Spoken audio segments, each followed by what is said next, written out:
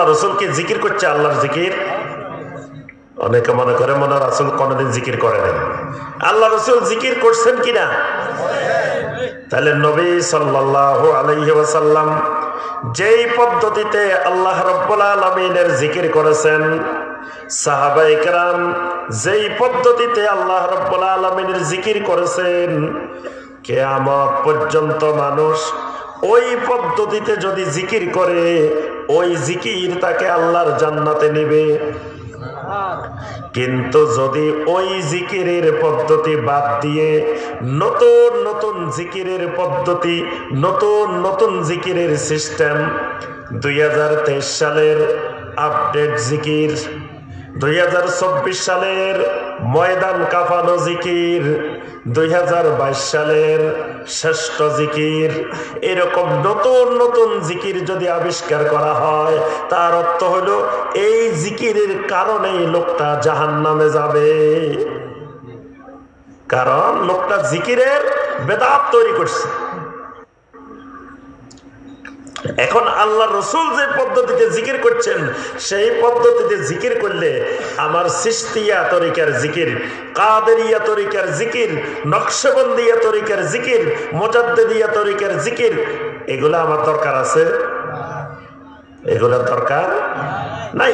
আমার দরকার মুহাম্মদ রাসূলুল্লাহ সাল্লাল্লাহু আলাইহি ওয়াসাল্লামের তরিকার জিকির, আবু বকরের তরিকার জিকির, ওমরের তরিকার জিকির, ওসমানের তরিকার জিকির, আলী রাদিয়াল্লাহু তাআলা আনহুমদের তরিকার জিকির, ইবনে আব্বাসের তরিকার জিকির, আবু হুরায়রা রাদিয়াল্লাহু তাআলা আনহুর তরিকার জিকির।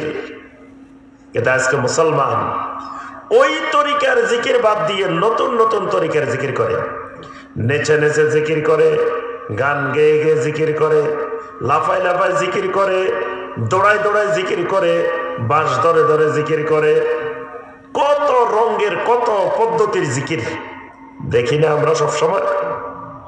কেল্লা বাবার নামে, শাহ আলী বাবার নামে, অমুক বাবার নামে, তমুক বাবার নামে জিকির হয় না?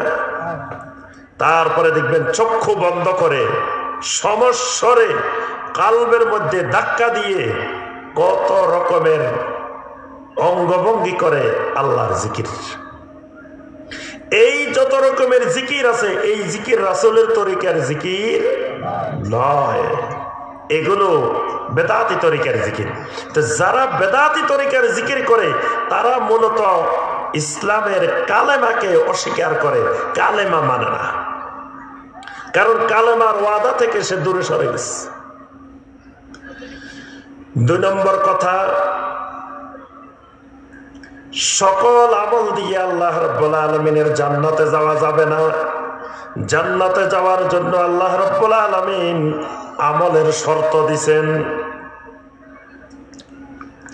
জান্নাতে যেতে হলে যে আমলটা লাগবে, ওই আমলের নাম আমলে সালেহ।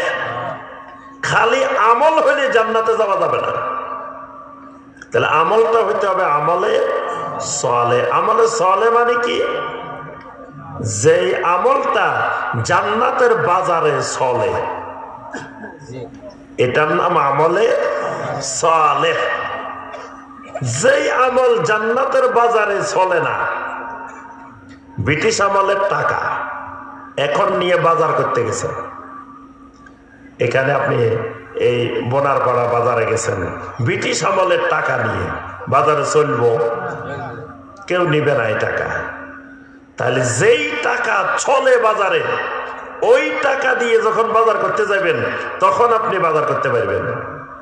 আল্লাহ রাব্বুল আলামিনের জান্নাতে যেতেও সকল আমল দিয়ে জান্নাতে যাওয়া যাবে না। এজন্য আল্লাহ পাক কোরআনে কারিমে অনেক জায়গায় বলছেন, কুল হাল নুনাব্বিউকুম বিল আখসারিনা আমালা। তোমাদেরকে কি ওই মানুষগুলো সম্পর্কে জানিয়ে দিব না, যে মানুষগুলো আমল করার পরেও ক্ষতিগ্রস্ত হয়ে গেছে? যারা আমল করেছে কিন্তু আমলকারী ক্ষতিগ্রস্ত। ওয়াকাদিমনা ইলা মা আমিলু মিন আমালিন ফাজআলনাহু হাবাআম মানসুরা। সূরা আল ফুরকানের 23 নম্বর আয়াত। কিয়ামতের ময়দানে কত মানুষ আমল নিয়ে আসবে, কিন্তু আমলগুলো বিক্ষিপ্ত ধূলিকণার মতো উড়িয়ে চলে যাবে। তাহলে বোঝা গেল অনেক আমল মানুষ নিয়ে যাবে, কিন্তু সব আমল আখিরাতের বাজারে, জান্নাতের বাজারে চলবে না, অচল। যে আমলগুলো চলবে এই আমলগুলো সুন্নতি আমল।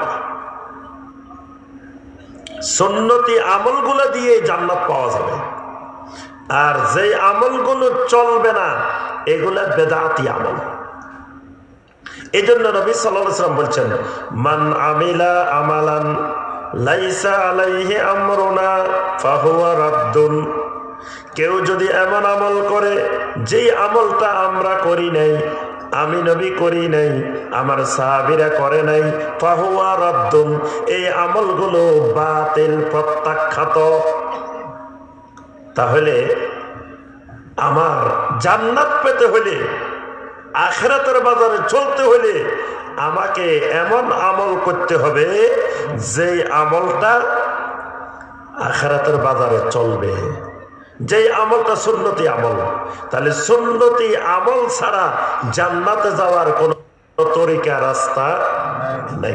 আর বেদাতি আমল আমাকে কোথায় নিবে? কুল্লু দালালাতিন ফিন্নার, জাহান্নামে নিয়ে যাবে। আল্লাহ রাব্বুল আলামিনের মহব্বত, ভালোবাসা, আল্লাহ সুবহানাহু ওয়া তাআলার মহব্বত পাইতে হলে, ভালোবাসা পাইতে হলে সুন্নত তরিকায় আমল করা লাগবে।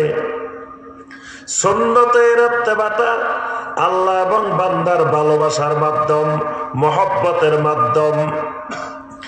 যে ব্যক্তি যত বেশি সুন্নত মানে ওই ব্যক্তিকে আল্লাহ রাব্বুল আলামিন তত বেশি ভালোবাসেন। যেই ব্যক্তি সুন্নত থেকে যত দূরে, ওই লোকটা আল্লাহ রাব্বুল আলামিনের মহব্বত থেকে, ভালোবাসা থেকেও তত দূরে। সূরা আলে ইমরানের 31 নম্বর আয়াতে কারিমে আল্লাহ পাক বলছেন, কুল ইন কুনতুম তুহিব্বুনাল্লাহ ফাত্তাবিউনি ইউহিব্বুকুমুল্লাহ। যদি আল্লাহকে ভালোবাসতে চাও, ফাত্তাবিউনি, তাহলে আমি নবীর ইত্তেবা করো, অনুসরণ করো, সুন্নত মানো।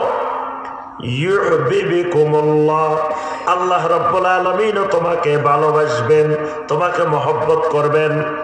তাহলে আল্লাহর মহব্বত, ভালোবাসা পাওয়ার মাধ্যম হলো সুন্নাত। আর আল্লাহ থেকে দূরে সরার মাধ্যম হলো বেদাত। কিন্তু বেদাতই মনে করে বেদাতটা আল্লাহকে পাওয়ার সহজ মাধ্যম। বেদাতে কিন্তু যিনি বেদাত করে, উনি বেদাতটা এই কারণেই করে যে এই বেদাতের মাধ্যমে অতি দ্রুত সহজে আল্লাহকে পেয়ে যাবে। মুশরিকেরা যত শিরিক করত, সমস্ত শিরিকের পিছনে একটাই উদ্দেশ্য ছিল, লিয়ুকাররিবুনা ইলাল্লাহি যুলফা। আল্লাহ রাব্বুল আলামিন বলেন, এরা শিরিক করার পিছনে মূল উদ্দেশ্য যে আল্লাহর নৈকট্য প্রাপ্ত হওয়া, আল্লাহর মুকাররাবিন হওয়া। তো যারা বেদাতি, যারা বেদাত করেন, তারাও মূলত বেদাত করে আল্লাহকে তাড়াতাড়ি পাওয়ার জন্য। তারা মনে করে সুন্নত তরিকায় আল্লাহকে পাওয়া কঠিন, আর বেদাতি তরিকায় আল্লাহকে পাওয়া সহজ। এই কারণেই কিন্তু তারা বেদাত করে, কিন্তু আসলে বিষয়টা ব্যতিক্রম। আল্লাহ পাক সূরা আলে ইমরানের 31 নম্বর আয়াতে যেটা বলে দিয়েছেন যে আল্লাহকে পাওয়ার, আল্লাহর মহব্বত পাওয়ার মাধ্যমে হলো সুন্নত। আর বেদাত মানুষকে আল্লাহর মহব্বত থেকে, আল্লাহর ভালোবাসা থেকে দূরে সরিয়ে দেয়।